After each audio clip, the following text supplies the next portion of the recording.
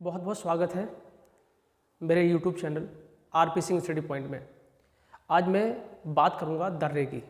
आखिर दर्रे क्या होते हैं यहाँ पर कि हम सबसे पहले समझेंगे दर्रा क्या होता है। दर्रा या घाट क्या होता है। एक पर्वत श्रेणी फैली हुई है और बीच में वो कटी हुई है, वो चाहे भ्रंश प्रक्रिया के तहत कट गई हो या फिर नदी ने वहाँ से गुजरते हुए उसे काट दिया हो। इस तरह से जो पर्वत श्रेणी फैली हुई है उसके बीच में कहीं आपको गैप मिलेगा। मैं आपको यहाँ चित्र के तहत समझा दे रहा हूँ। ये लगातार पश्चिमी घाट लगातार फैला हुआ है, यहाँ पर लगातार फैला हुआ है। दक्षिण भारत के पश्चिमी तट के साथ साथ ये पश्चिमी घाट फैला हुआ है। मैंने ये प्रोफाइल बना करके आपको दिखाने का प्रयास किया है। ये पश्चिमी घाट देखिए, यहाँ यहाँ यहाँ यहाँ क्या मिलेगा आपको? कट मिलेगा। एक गैप आपको ये मिला, एक गैप आपको ये देखने मिल रहा है और एक गैप आपको ये देखने मिल रहा है।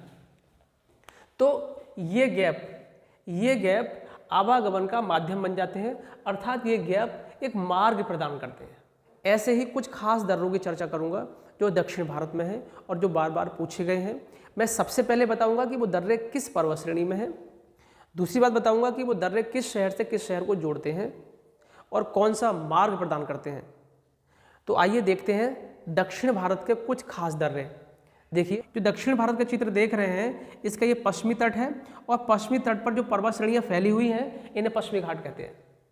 इन पश्चिमी घाट में जहाँ तहाँ गैप है, वो गैप आवागमन के लिए एक माध्यम बने हुए हैं, मार्ग प्रदान करते हैं। अब वो कौन कौन से गैप है मैंने इस चित्र में दिखाने का प्रयास किया है। सबसे पहले तो ये देख लीजिए। सबसे पहले हम यहाँ से उत्तर से दक्षिण की ओर चलेंगे। ये भी दिशा हमारी नॉर्थ से और कहाँ जाएगी? साउथ की तरफ जाएगी।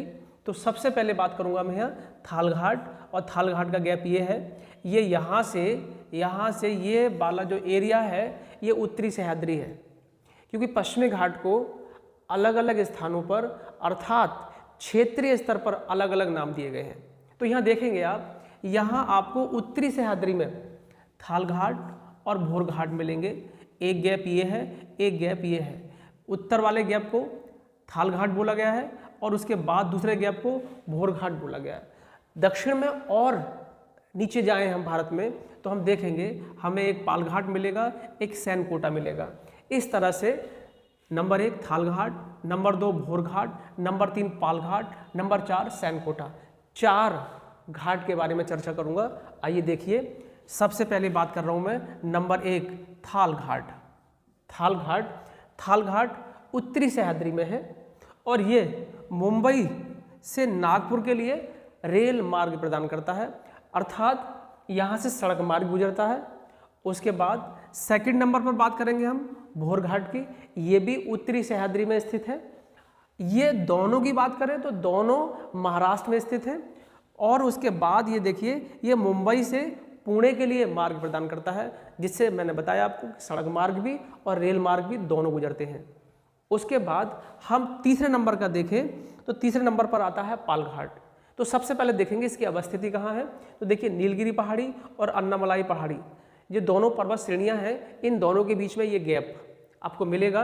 ये जो गैप है, ये गैप एक मार्ग प्रदान कर रहा है, जिस मार्ग का नाम है कालीकट टू कोयम्बटूर, अर्थात यहाँ से कालीकट से कोयम्बटूर जाने का रास्ता प्रदान किया गया है, अर्थात रास्ता मिल जाता है। फिर उसके बाद करेंगे बात नंबर 4 सैनकोटा।